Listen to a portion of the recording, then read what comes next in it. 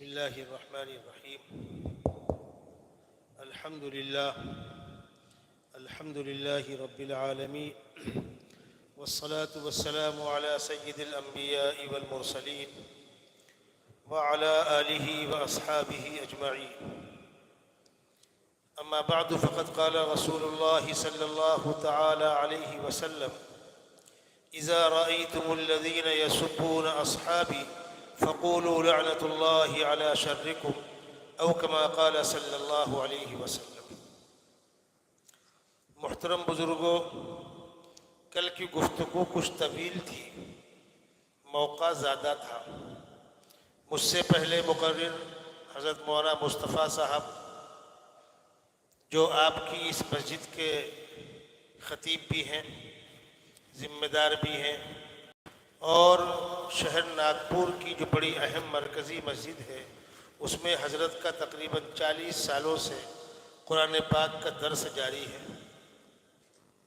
انہوں نے میری آمد پر اپنی بات مختصر کی، مجھے موقع دیا تھا، اور چونکہ میرے بعد کوئی مقرر نہیں تھا اور آپ حضرات کی طرف سے مطالبہ بھی تھا کم سے کم 2 گھنٹے بیان کیجیے گا، میں سمجھ سکتا ہوں کہ مجمع جو بیٹھا ہوتا ہے وہ پہلے کے مقابلے میں اب صحتیں ویسی نہیں ہیں، بہت دیر تک بیٹھنا آسان نہیں ہوتا، اور جو بات میں نے بیٹھتے ہی کہی کہ لوگوں کو بیٹھا رہنے دیجئے، جب تنگی ہو تو ہم ملا کے بیٹھا لیں، ورنہ لوگوں کی مجبوری ہوتی ہے، کسی کو جب تکلیف ہے، کوئی پلتی مار کے بیٹھتا ہے، کوئی تھوڑا پھیل کے بیٹھنا چاہتا ہے، وغیرہ وغیرہ۔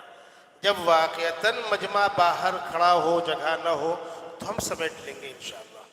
میں شکر گزار ہوں حضرت مولانا مصطفیٰ صاحب متجلہ العالی کا کہ آپ نے انجمن احیاء سنت کے ہمارے ان نوجوانوں کے سروں پر دست شفقت رکھا، اپنے یہاں ان کی حوصلہ افزائی فرمائی، اور الحمدللہ اس موضوع پر یہ منعقد ہونے والا تقریباً 7-8 سالوں سے انجمن احیاء سنت کی جانب سے جو محرم الحرام کی 9-10 تاریخ کو جلسہ منعقد ہوتا ہے، امسال آپ حضرات نے اپنی مسجد کے اندر موقع دیا۔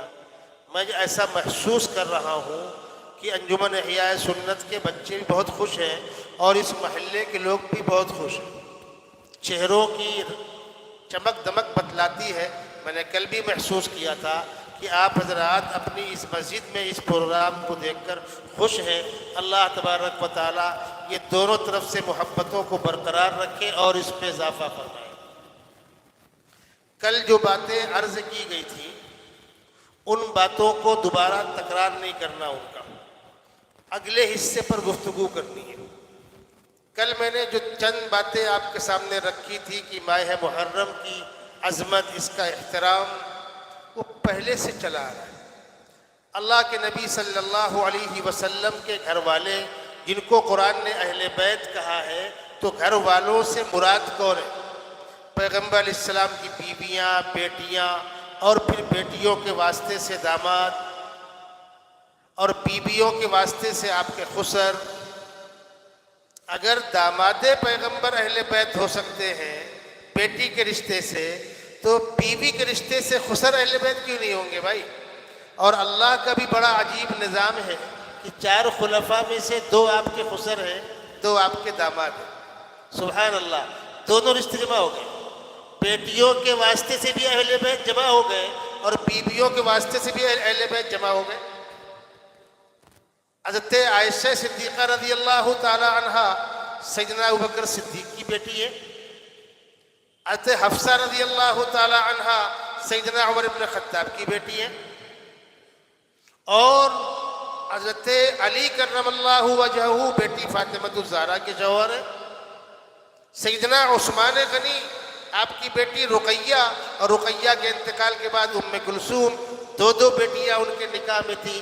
پیغمبر کی 2 بیٹیاں کسی کے نکاح میں ہو، یہ معمولی سعادت نہیں ہے، اسی بنیاد پر ان کو ذی النورین کہا جاتا ہے۔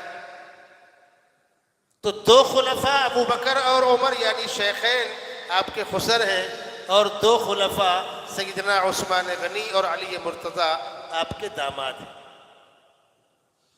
اور یہ بات اچھی طرح آپ کے ذہن میں رہے، یہ ایک اصولی بات ہے کہ دین میں جس کی جتنی قربانی ہوتی ہے اللہ کے یہاں اتنا اونچا مقام ہوتا ہے.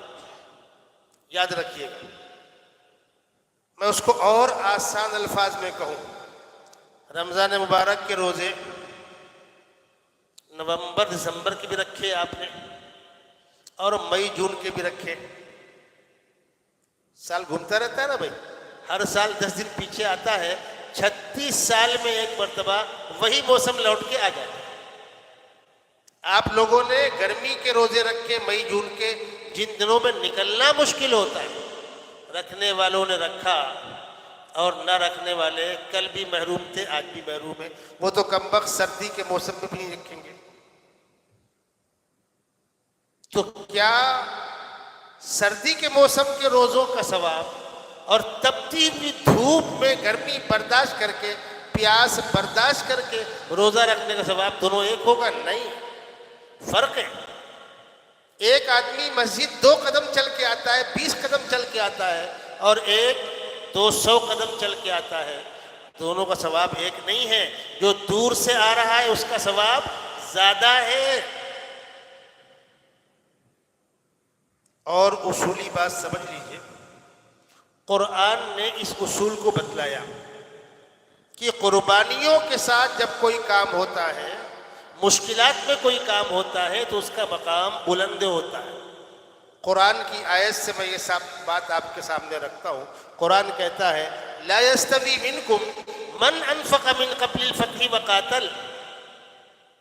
فتح مکہ سے پہلے جن لوگوں نے اللہ کے راستے میں جہاد کیا اور خرچ کیا وہ، اور جن لوگوں نے فتح مکہ کے بعد خرچ کیا وہ برابر نہیں ہے. اولئک اعظم درجۃ من الذین انفقوا من بعد وقاتلوا. فتح مکہ کے پہلے والے، ان کا درجہ بلند ہے ان کے مقابلے میں جنہوں نے فتح مکہ کے بعد جنگ میں شرکت کی اور خرچ کیا. ہاں، اللہ کے ہاں قبول یہ بھی ہے اور قبول یہ بھی ہے. کلا وعد اللہ الحسنی. خدا را خواستہ ایسا نہیں ہے کہ بعد والوں کا ایمان معتبر نہیں ہوگا، لیکن لا یستوی، دونوں برابر نہیں ہیں. اور ایک مثال دوں، یہ بات میں نے آپ کے سامنے کل کہی تھی. جب تک ہمارے اندر بغاوت کی صلاحیت برقرار ہے، اطاعت، جب تک بغاوت کی اسی وقت تک معتبر ہے، اور جب بغاوت کی صلاحیت ختم ہو گئی تو ایمان معتبر نہیں ہے. جب کسی کو اس کی موت نظر آ جاتی ہے تو بغاوت کی صلاحیت ختم ہو جاتی ہے، وہ تو کانپنے لگتا ہے. فرعون جیسا کانپنے لگا تو عام آدمی کی کیا بات ہے. جب تک بغاوت کی صلاحیت برقرار ہے اسی وقت تک ایمان معتبر ہے اور اسی وقت تک اطاعت کی قیمت ہے. اس اصول کو آپ ذہن میں رکھیں، آگے بڑھیں. ایک نوجوان ہے، ماشاءاللہ ابھرتی ہوئی جوانی ہے، تو ابھرتی ہوئی جوانی میں کالا کترا بھی اچھا لگتا ہے، بچہ ہو یا بچی ہو. ڈھلتی جوانی، پھر بڑھاپا، پیٹ میں آت نہیں، منہ میں دانت نہیں، گردن جھکی، کمر جھکی، ہاتھ پیر کانپ رہے ہیں، پیر رکھو کہیں پڑتا کہیں ہے. یہ بڑھاپے میں چھڑی کیوں لگتی ہے؟ اس لیے کہ بڑھاپے میں پیر اپنے قابو کر نہیں رکھتا، رکھو کہیں پڑتا کہیں ہے، اور ذرا سا ڈس بیلنس ہوا ہڈی ٹوٹی. لکھنے والے لکھتے ہیں کہ بڑھاپے کا اثر پہلے پیر پر ظاہر ہوتا ہے. حقیقت جوان آدمی جہاں چاہتا ہے وہاں پیر رکھتا ہے، جس رفتار سے چاہتا ہے اس رفتار سے وہ چلتا ہے. بیچارہ بوڑھا آدمی 2 ٹپا چڑھنا ہو تو وہ گھٹنے پر پیر رکھ کر ٹیک اور سہارا لے کر کے چڑھتا ہے. جب یہ جوان ہے، یہ اپنے گھر سے نہا دھو کر نکلتا ہے اچھے کپڑے پہن کر جو اللہ نے اس کو دے رکھا ہے، اچھا جوتا، اچھا چشمہ. کیوں کرتا ہے؟ دیکھنے والے اس کو دیکھیں گے. اور دیکھتے ہیں ایک بیچارہ بوڑھا آدمی ہے، ہاتھ پیر اس کے جھول رہے ہیں، اس کو بھی امید ہے مجھے کوئی دیکھے گا نہیں. بوڑھا بھی نماز پڑھتا ہے اور جوان بھی نماز پڑھتا ہے. اللہ کے ہاں وہ بھی قبول ہے، اللہ کے ہاں یہ بھی قبول ہے، لیکن دونوں کا فرق دیکھیے۔ جوانی میں بغاوت کی صلاحیتیں جوان ہوتی ہیں اور بغاوت کے اسباب زیادہ ہوتے ہیں، کوئی دیکھنے والا دیکھے گا، نگاہ بہکے گی، دوست احباب بلائیں گے تو رزق حلال حرام دونوں پیٹ میں جائے گا، اچھی بری عادتیں ہیں، شراب ہے، چوری ہے، زنا ہے، وغیرہ وغیرہ۔ جوانی میں بغاوت کے اسباب زیادہ ہیں، جب جوانی میں اللہ کی عبادت کرتا ہے تو اس کا مقام بلند ہے بمقابلے بڑھاپے کی عبادت کے۔ اللہ کے نبی صلی اللہ علیہ وسلم نے ارشاد فرمایا کہ روز قیامت کوئی سایہ نہیں ہوگا، صرف عرش کا سایہ ہوگا، اور عرش کے سائے میں کچھ مخصوص بندوں کو جگہ عطا کی جائے گی۔ 7 طرح کے لوگ ہوں گے جن کو عرش کا سایہ نصیب ہوگا۔ سبعۃ یظلھم اللہ فی ظلہ یوم لا ظل الا ظلہ۔ ان 7 لوگوں میں سے ایک وہ نوجوان ہوگا جس کی جوانی اللہ کی یاد میں گزری ہو۔ انسان نہیں کہا، جوان کہا ہے۔ شاب نشأ فی عبادت ربہ، وہ نوجوان جس کی جوانی اللہ کی محبت میں، اللہ کی یاد میں گزری ہو۔ اسی کو کہا کہنے والے نے، جوانی خواب کی سی بات ہے اس دنیا فانی میں، مگر یہ بات کس کو یاد رہتی ہے جوانی میں؟ تہلکہ ڈال دیتی ہے فضائے آسمانی میں جوانی جب خدا کو یاد کرتی ہے جوانی میں۔ اتنی مثالیں میں نے آپ کو دی تاکہ کم از کم یہ بات ذہن میں بیٹھ جائے کہ قربانیوں کے ساتھ جب کوئی کام ہوتا ہے تو اللہ کیا اس کا مقام بلند ہے۔ اب آئیے اگلی بات جو سمجھانی ہے آپ کو۔ مکۃ المکرمہ کا دور ہے، اسلام کا نام لینا خطرے سے خالی نہیں ہے، حملے ہو رہے ہیں، اللہ کے نبی صلی اللہ علیہ وسلم پر حملہ ہو رہا ہے، صحابہ پر حملے ہو رہے ہیں، غریب صحابہ کو لوگ باندھ کے مار رہے ہیں۔ اس دور میں جن لوگوں نے اسلام قبول کیا ہے، سابقین اولین، ان کا مقام زیادہ بلند ہے ان سے جنہوں نے ہجرت ہونے کے بعد اسلام قبول کیا، اور ان کے مقابلے میں فتح مکہ سے پہلے اور فتح مکہ کے بعد جن لوگوں نے فتح مکہ سے پہلے اسلام قبول کیا ہے ان کا مقام زیادہ بلند ہے بمقابلے ان کے جنہوں نے فتح مکہ کے بعد اسلام قبول کیا۔ یہ ایک اہم سوال پیدا ہوتا ہے کہ اللہ کے نبی صلی اللہ علیہ وسلم کی دعوت پر سب سے پہلے کن لوگوں نے کلمہ پڑھا؟ اس سوال کے جواب کو سمجھیے گا۔ آپ غار حرا سے تشریف لائے اپنے گھر، نبوت ملی، فرشتے نے آپ کو 3 بار اپنی باہوں میں دبایا تھا، آپ بالکل ٹوٹ گئے تھے، تھک گئے تھے، فرماتے حتی بلغ منی الجوع، میں ٹوٹ گیا۔ جیسے آپ کسی چھوٹے بچے کو پیار میں دبا دیں تو آپ کی تو محبت ٹھہری، غریب کا کام ہو گیا۔ فرشتہ جبرائیل امین اتنا پاور، کسی بستی پر کی ٹھوکر مار دے تو بستی پلٹ جائے، وہ طاقتور فرشتہ اپنے باہوں میں لے کر آپ کو دبا رہا ہے پیار میں، تو آپ پر کیا بیتی ہوگی؟ آپ تھکے ہارے گھر آئے، رفیق حیات سے بتلایا کہ ایسا ایسا ہوا، فرمایا زملونی زملونی لقد خشیت علی نفسی، مجھے چادر اڑا دو، گھبراہٹ ہو رہی ہے۔ بی بی خدیجہ نے آپ کو چادر اڑا دی، سرہانے بیٹھ گئی، سر سہلانے لگی، اور آپ کی تسلی کے اور دلجوئی کے کلمات کہے، فرمایا کلا واللہ لا یخزیک اللہ ابدا، کلا واللہ لا یخزیک اللہ ابدا، انک لتصل الرحم وتحمل الکل وتقری الضعیف وتعین علی نوائب الحق۔ سبحان اللہ، کیا پاکیزہ کلمات ہیں جو بی بی خدیجہ نے اللہ کے نبی کی شان میں فرمائے۔ فرمایا آپ صلہ رحمی کرتے ہیں، بے سہاراؤں کو سہارا دیتے ہیں، مسافروں کو کھانا کھلاتے ہیں، مظلوموں کو انصاف دلاتے ہیں، حق کی حمایت کرتے ہیں، جس شخص کے اندر یہ خوبیاں ہوں گی اللہ اس کو کبھی رسوا نہیں ہونے دے گا۔ اور یاد رکھیے گا، اپنوں میں دعوت کا کام کرنے والے ہوں یا غیروں میں دعوت کا کام کرنے والے ہوں، یہ اوصاف داعی کے اندر ہونے چاہیے۔ داعی کی زندگی اور داعی کا کردار سب سے بڑی دعوت ہوتی ہے۔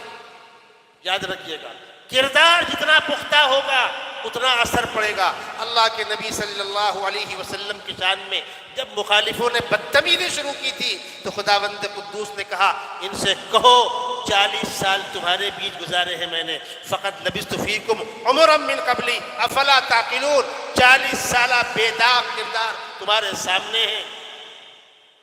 ایسے شخص کو متہم کرتے ہو جس کا بچپن، جوانی، ڈھلتی ہوئی جوانی تمہارے بیچ میں گزری ہو۔ بی بی خدیجہ نے جیسے ہی سنا کہ آپ کے پاس فرشتہ آیا ہے اور آپ کو اللہ کا کلام سنایا ہے تو بی بی خدیجہ نے اسلام قبول کیا۔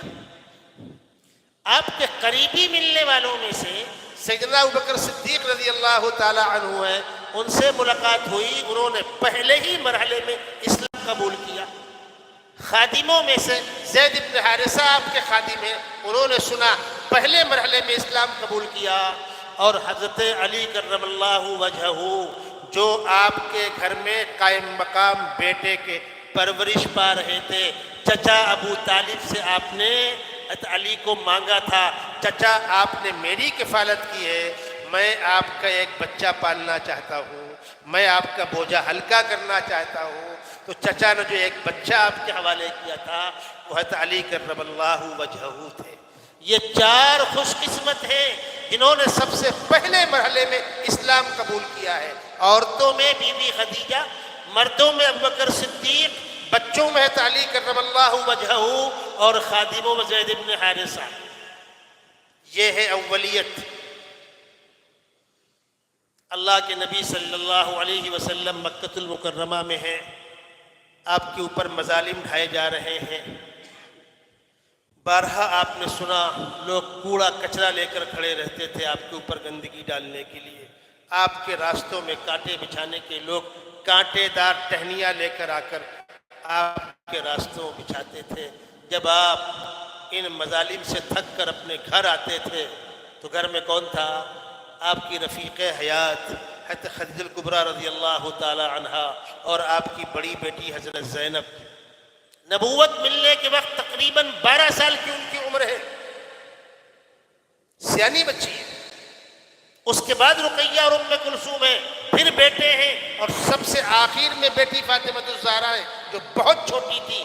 مکہ المکرمہ کی مظلومانہ زندگی میں اللہ کے نبی کے ساتھ مظالم برداشت کس نے کیے؟ بی بی خدیجہ نے اور آپ کی بڑی بیٹی حضرت زینب، اس کے بعد رقیہ اور ام کلثوم نے۔ میں نے آپ کو کل واقعہ سنایا تھا، حضرت زینب کے انتقال کے وقت آقا صلی اللہ علیہ وسلم فرما رہے ہیں میری اس بیٹی کو دین کی خاطر بہت تکلیفیں دی گئی۔ مدینہ منورہ آنے کے بعد یکے بعد دیگرے تمام بچوں بچیوں کا انتقال ہو گیا۔ 2 بیٹے تھے بی بی خدیجہ کے پیٹ سے، طیب اور طاہر، ان کا انتقال ہو گیا۔ ایک بیٹا ابراہیم تھا ماریہ قبطیہ کے بدن سے، اس کا انتقال ہو گیا۔ حضرت زینب کا انتقال ہو گیا، رقیہ کا انتقال ہو گیا، ام کلثوم کا انتقال ہو گیا۔ بچا کون؟ ایک بیٹی چہیتی، بیٹی فاطمہ الزہرا۔ آپ مجھے بتلائیے ایمانداری سے، ہم اور آپ صاحب اولاد ہیں، اگر ہماری نگاہوں کے سامنے تمام بچوں بچیوں کا انتقال ہو جائے اور ایک اولاد بچے، بیٹا یا بیٹی، میں کتنا پیار کروں گا اس سے۔ اللہ کے نبی فاطمہ الزہرا سے اس لیے پیار کر رہے ہیں مدینہ منورہ کے آخری ایام میں کہ وہی بچی تھی اور کوئی تھا ہی نہیں۔ اس کا یہ مطلب تو نہیں ہے کہ اور بچیاں ہی نہیں ہیں۔ کتنا بڑا ظلم ہے پیغمبر علیہ السلام کی اولادوں کو آپ کے نسب سے خارج کر دینا۔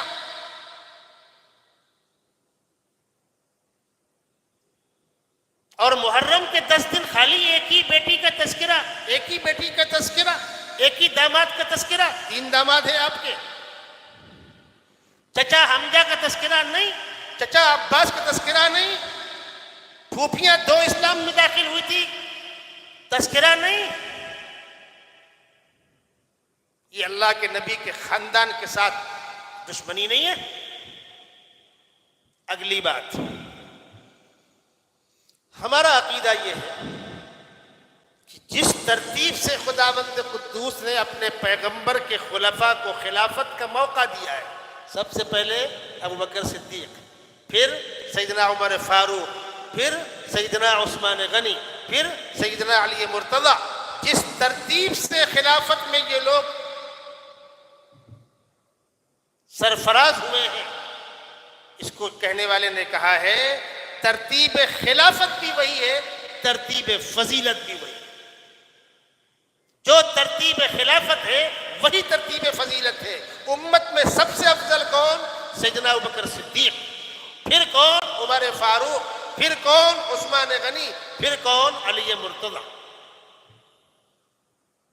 ہوتا کیا ہے؟ حضرت علی کے فضائل بیان ہوتے ہیں، کس کو اس سے اختلاف ہے؟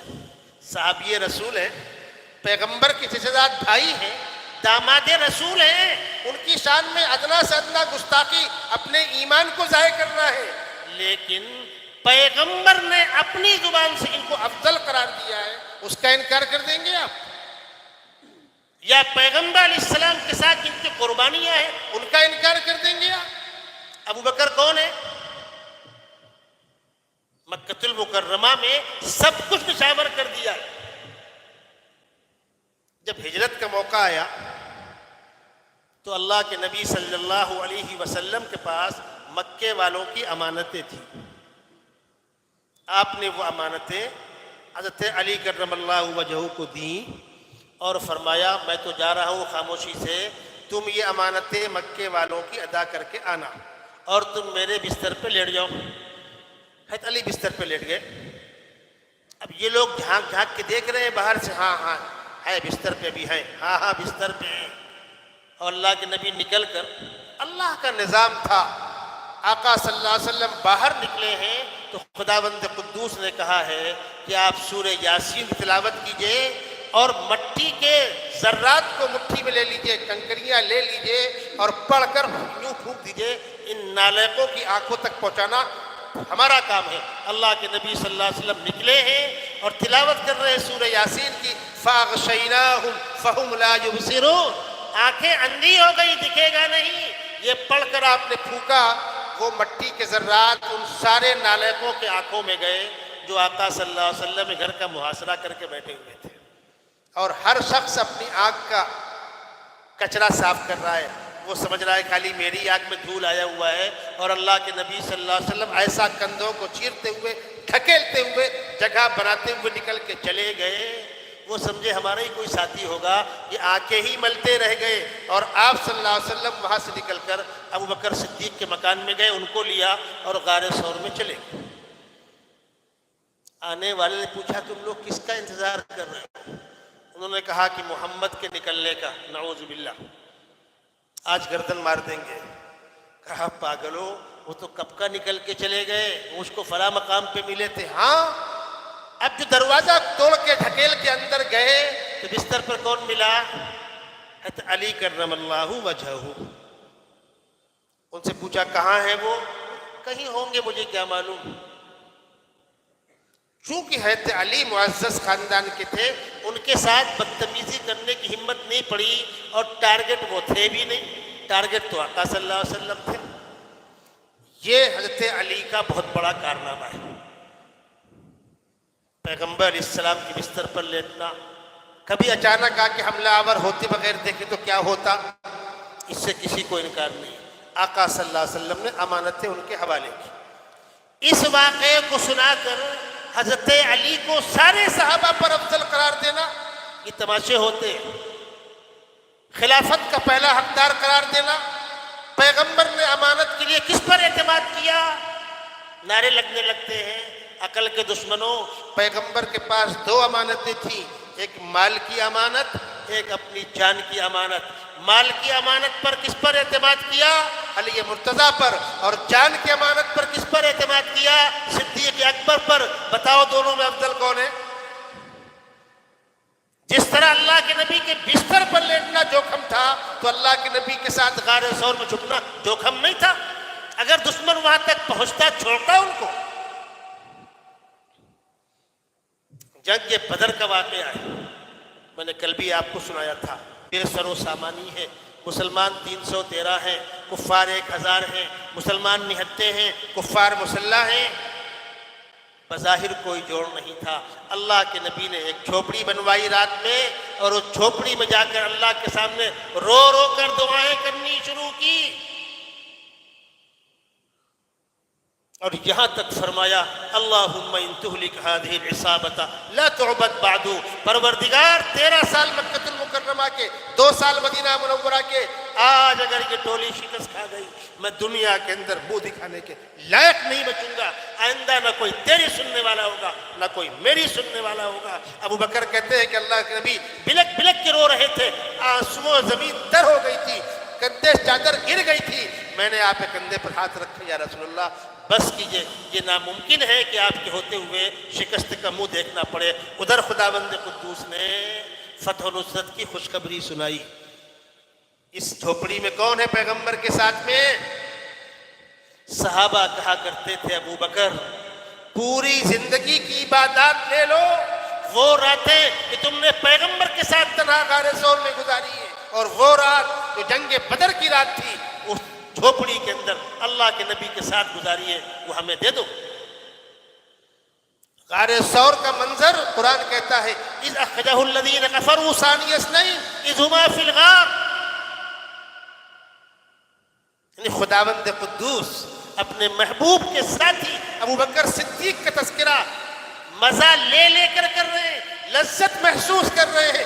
اذ ہما فی الغار، یاد کرو اس وقت کو جب وہ دونوں، کون دونوں؟ پیغمبر ان کے ساتھی غار میں ہے۔ اذ یقول لصاحبہ لا تحزن ان اللہ معنا، ابو بکر نے کہا یا رسول اللہ دشمن سامنے آ گیا، اگر جھک کر دیکھے تو ہم دکھ جائیں گے۔ کل میں نے آپ کو واقعہ سنایا تھا، سامنے دریائے قلزم ہے، پیچھے فرعون کی فوج ہے، اور قوم کہہ رہی ہے فلما ترى الجمعان قال اصحاب موسیٰ انا لمدرکون، موسیٰ کیا کہہ رہے ہیں؟ کلا ان معی ربی سیہدین۔ یہاں وہی منظر ہے، ابو بکر کہہ رہے ہیں یا رسول اللہ دشمن سامنے آ گیا، آپ فرما رہے لا تحزن ان اللہ معنا، غم مت کرو اللہ ہمارے ساتھ۔ قرآن کی آیت پڑھیے اذ یقول لصاحبہ، پیغمبر اپنے صحابی سے کہہ رہے ہیں۔ ابو بکر صدیق کی صحابیت قرآن سے ثابت۔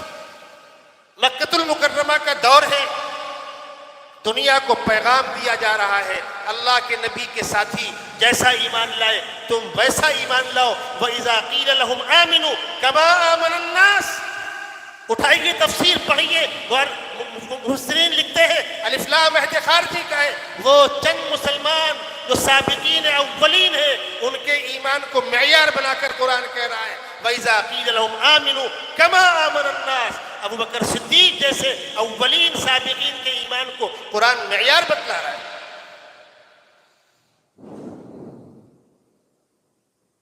سورہ واللیل کے اندر قرآن کہتا ہے وَسَيُجَنَّبُهَا الْأَتْقَى الَّتِي يُؤْتِي مَالَهُ يَتَزَكَّىٰ، جہنم سے بچ جائے گا وہ جو امت میں سب سے بڑا متقی ہے۔ کس کا تذکرہ ہو رہا ہے؟ ابو بکر صدیق کا۔ ابو بکر صدیق کا ایمان قرآن سے ثابت، صحابیت قرآن سے ثابت، اتقا ہونا قرآن سے ثابت۔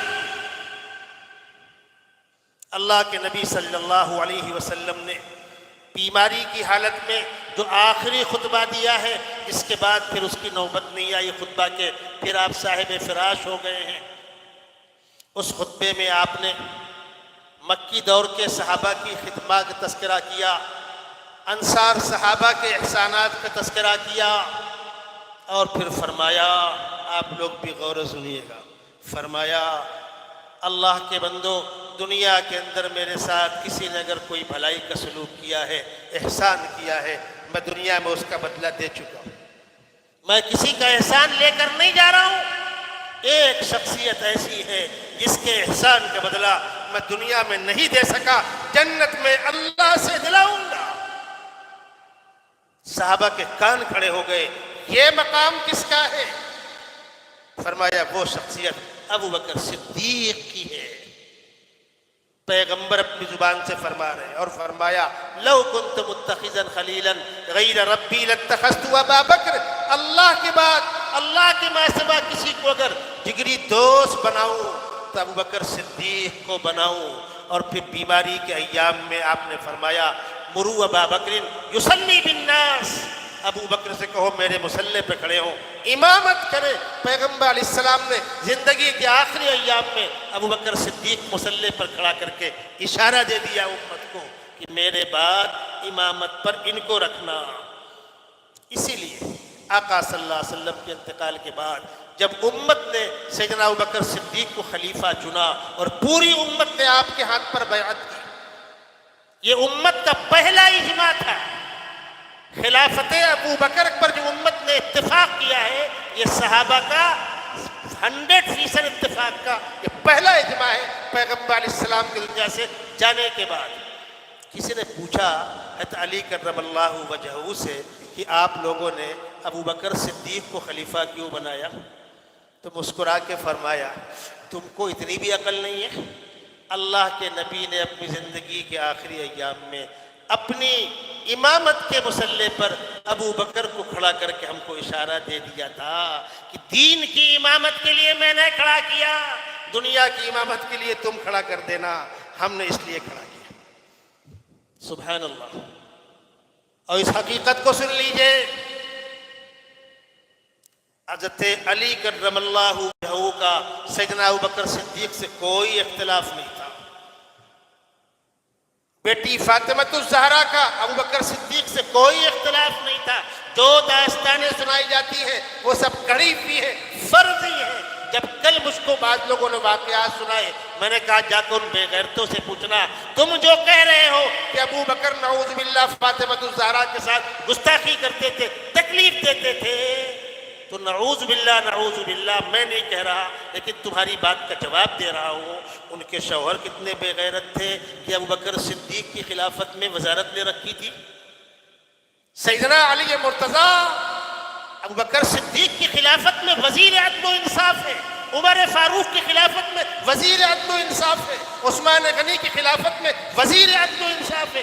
اسی لیے حضرت علی کے انتقال کے بعد یہ مقولہ مشہور ہو گیا تھا قضیۃ ولا ابا حسن لہا، معاملہ درپیش ہے، ہائے افسوس کہ ابو الحسن علی مرتضیٰ نہ رہے، ان کا آپس میں کوئی اختلاف نہیں تھا۔ اور وہ جو فرضی کہانی سناتے ہیں نا، واقع فدق، میں وضاحت کر دوں۔ پیغمبر علیہ السلام کچھ چیزوں سے اپنے خاندان والوں کی خدمت کیا کرتے تھے، بیویوں کو بھی، اور ایک بیٹی تھی، بیٹی کو بھی باغ فدق سے کچھ دیا کرتے تھے۔ جب آپ کا انتقال ہو گیا تو تمہارے کہنے کے مطابق، جبکہ حضرت فاطمہ کا یہ معیار نہیں، یہ مقام نہیں کہ پیسہ مانگنے پہنچ جائیں گی، وہ تو اللہ والے لوگ تھے، آپ کہتے ہو کہ ابو بکر صدیق کے پاس گئی، ابا کا باغ فدق ہم کو دے دو، تو ابو بکر صدیق نے کہا کہ پیغمبر علیہ السلام کا ارشاد ہے ما ترکناہ فہو صدقہ، ہمارا چھوٹا ہوا میراث بٹتا نہیں ہے، بیت المال میں جائے گا۔ اس پر بیٹی فاطمہ الزہرا ناراض ہو گئی، عقل کے دشمنوں، کسی کی میراث بیویوں کو نہیں ملتی، خالی بیٹی کو ملتی ہے۔ اسلامی اصول میں قرآن صاف کہہ رہا ہے کہ اگر تم کو اولاد ہے تو بیویوں کو 12.5% ملے گا، اور اولاد نہیں ہے تو 25% ملے گا۔ وَلَكُمْ نِصْفُ مَا تَرَكَ أَزْوَاجُكُمْ إِن لَّمْ يَكُن لَّهُنَّ وَلَدٌ۔ پہلے الٹا بیان کر رہا ہے، بیویوں سے شوہروں کو اور شوہروں سے بیویوں کو، تو یہاں مسئلہ شوہر سے بیوی کا ہے۔ وَلَهُنَّ الرُّبُعُ مِمَّا تَرَكْتُمْ إِن لَّمْ يَكُن لَّكُمْ وَلَدٌ، اگر اولاد نہیں ہے تو بیویوں کو 1/4 25% ملے گا۔ فَإِن كَانَ لَكُمْ وَلَدٌ فَلَهُنَّ السُّدُسُ مِمَّا تَرَكْتُمْ، اور اگر اولاد ہو تو 12.5%۔ پیغمبر علیہ السلام کی اولاد تو تھی، بیٹی فاطمہ الزہرا ہے، ٹھیک ایک بیٹی تھی، ایک بیٹی کو بیٹی کا حق ملے گا، لیکن بیویوں کو میراث جائے گی نہیں جائے گی۔ اور ان بیویوں میں سے ابو بکر صدیق کی بیٹی عائشہ نہیں ہے، عمر فاروق کی بیوی حفصہ نہیں ہے، ان کو دیا گیا کیا؟ انہوں نے اعتراض کیا کیا؟ اور اتنی پھوہڑ بات کہ بیٹی فاطمہ الزہرا مانگنے گئی نہیں ملا تو ناراض ہو گئی. ان کا تو معمول یہ تھا کہ ان کے گھروں میں دولت کے انبار آتے تھے، صدقہ تو خیرات کر دیا کرتی تھی. پیغمبر علیہ السلام خود بھی، آپ کی بیٹی فاطمہ الزہرا بھی، آپ کی بیوی ازواج مطہرات بھی، ان کی شان میں یہ پھوہڑ بات کرنا. چلو تم جو کہتے ہو کچھ دیر کے لیے اس کو صحیح مان لیا کہ ابوبکر صدیق نے غلط کیا تھا، غصب کر لیا اور سرکاری ریکارڈ میں اس کو بھیج دیا. ارے خود رکھا تھا کیا؟ نہیں، بیت المال کو واپس کر دیا تھا، ٹھیک ہے. اس کے بعد کس کے پاس آیا باغ فدق؟ عمر فاروق کے پاس. اس کے بعد کس کے پاس آیا؟ عثمان غنی کے پاس. اس کے بعد کس کے بعد آیا؟ عثمان غنی کے بعد کس کے پاس آیا باغ فدق؟ علی مرتضیٰ کے پاس. لیا. ایک طرف دعویٰ ہے کہ باغ فدق حضرت فاطمہ کا ہے، تو بیٹی فاطمہ الزہرا کی میراث شوہر کو ملے گی، بیٹوں کو ملے گی. اگر وہ باغ فدق حضرت فاطمہ کا تھا تو حضرت علی مرتضیٰ خلیفہ بنے تب لے لیا ہوتا. تب سے لے کر اب تک باغ فدق سرکاری ریکارڈ کے اندر موجود ہے. ایک گستاخ کو میں نے جواب دیا تو کیا کہتا ہے؟ غصب کی ہوئی چیز اہل بیت واپس نہیں لیتے. اچھا، غصب کی ہوئی چیز اہل بیت واپس نہیں لیتے. میں نے کہا تمہارا عقیدہ ہے کہ ابوبکر صدیق نے خلافت غصب کی تھی، وہ کیوں لی حضرت علی نے؟ غصب کی ہوئی چیز اہل بیت واپس نہیں لیتے. اور تمہارا ہی دعویٰ ہے کہ ابوبکر صدیق نے خلافت کو غصب کیا، عمر فاروق نے غصب کیا، حضرت علی کا حق تھا، عثمان غنی نے غصب کیا، تو چوتھے نے پھر کیوں لیا؟ غصب کی ہوئی چیز اہل بیت نہیں لیتے. سیدھی سی بات ہے.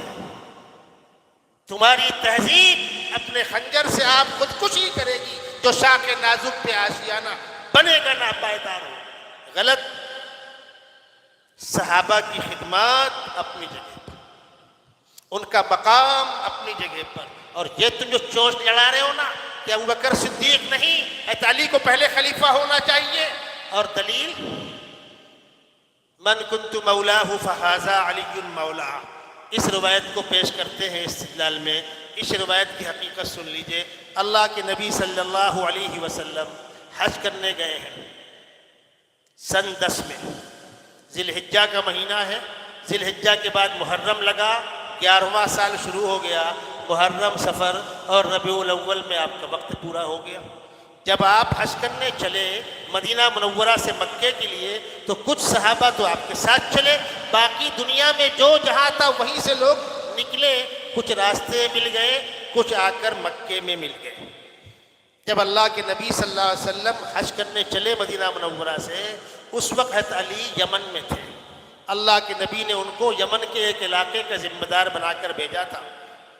وہ اپنا کام کر رہے تھے. جب کوئی ذمہ دار آدمی اصولی بات کرتا ہے نا تو بعض لوگوں کو خراب لگتا ہے. یمن سے کچھ لوگ آئے ہوئے تھے. ان لوگوں نے آ کر اللہ کے نبی صلی اللہ علیہ وسلم سے حضرت علی کی شکایتیں کی. اس میں نام آتا ہے، ایک صحابی ہیں حضرت بریدہ اسلمی رضی اللہ تعالی عنہ. ہوتا ہے دل کا موٹا پن. اللہ کے نبی صلی اللہ علیہ وسلم نے سنا اور یہ اطلاع آپ کو دی جا رہی ہے حج سے واپسی پر. تو مکے سے لوٹ کر مدینہ منورہ جا رہے ہیں. راستے میں ایک مقام ہے، مقام خم، وہاں رکے آپ اور آپ نے صحابہ کو جمع کیا اور کہا لوگوں مجھ تک یہ اطلاع ملی ہے، بعض لوگوں نے آ کر علی کی مجھ سے شکایتیں کی ہیں. لوگوں تم جانتے ہو علی کا میرا کتنا قریبی رشتہ ہے. جو مجھ کو دوست رکھتا ہے وہ علی کو دوست رکھے. جس کا میں دوست اس کے علی دوست. بس وہ لوگ یمن سے جو آئے تھے وہ کھڑے ہو گئے، حضرت علی کو لپٹا لیا. ہمارے دل کا میل صاف ہو گیا. اللہ کے نبی ہمارے دوست، تم بھی ہمارے دوست. کہا سنا معاف. یہ ہے وہ حدیث من کنت مولاہ فہذا علی مولا. میں جس کا دوست علی اس کے دوست. مارا گھٹنا پھوٹا سر. اس میں کہاں ہے خلافت؟ اس میں کہاں ہے خلافت؟ میں ٹرین میں سفر کر رہا تھا، یو پی سے آ رہا تھا. لکھنؤ کے ندوے کے طلباء اس کے اندر تھے. میں دوسری بوگی میں تھا، وہ دوسری بوگی میں تھے. ایک شیعہ جو پڑھا لکھا تھا مبلغ، وہ طلباء کو چھیڑ رہا تھا. اب بیچارے ندوے کے طلباء، ان کے یہاں تو منطق فلسفہ وغیرہ اتنا پڑھایا نہیں جاتا، نہ عقائد پر اتنا توجہ ہوتی ہے، یہ امتیاز دارالعلوم دیوبند کو حاصل ہے۔ ایک بھاگ کے میرے پاس آیا، ارے یار وہ شیعہ حیران کر رہا ہے۔ میں نے کہا چلو، گیا، میں بیٹھا۔ کیا کہہ رہے ہو جی؟ کہنے لگے وہ اللہ کے نبی کی حدیث ہے نا، من کنت مولاہ فہذا علی مولا، اس کے بعد بھی امت نے علی کو خلیفہ اول نہیں بنایا۔ تو میں نے کہا لفظ مولا کے معنی کیا ہے؟ تو اس نے کہا آپ کو نہیں معلوم؟ میں نے کہا مجھ کو 100 مرتبہ معلوم ہوں گے، تم بتلاؤ۔ مجھے معلوم ہو اس سے کیا مطلب ہے؟ تم طے کرو، لفظ مولا کے معنی طے کرو۔ وہ گھما رہا ہے یہاں سے وہاں، طے کیسے کرے؟ اس لیے کہ لفظ مولا لفظ مشترک ہے، اس کے معنی آزاد کرنے والے آقا کے بھی ہوتے، آزاد کردہ غلام کے بھی ہوتے، دوست کے بھی ہوتے، سرپرست کے بھی ہوتے۔ حالات اور قرائن کے مطابق معنی طے ہوتے ہیں۔ میں نے کہا معنی بتلا۔ بہت دیر کے بعد اس نے کہا دوست۔ میں نے کہا اب ترجمہ کرو، من کنت مولاہ فہذا علی مولا، جس کا میں دوست اس کے علی دوست۔ اس میں کدھر ہے خلافت؟ مارا گھٹنا پھوٹا سر، وہ بیچ رہے ہیں، آپ خرید رہے ہیں۔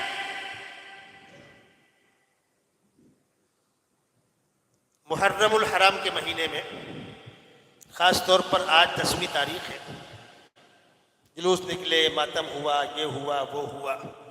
یہ بات میں نے کل بھی کہی تھی، آج پھر دہرا رہا ہوں۔ کیا اسلام کے دامن میں ایک ہی شہادت ہے؟ نعوذ باللہ من ذالک۔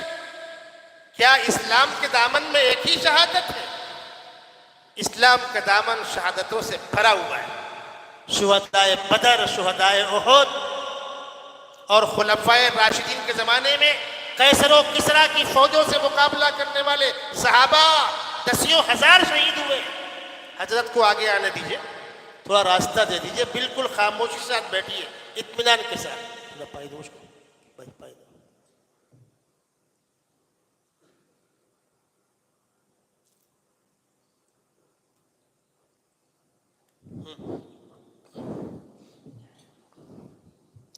کیا اسلام کے دامن میں ایک ہی شہادت ہے؟ نہیں۔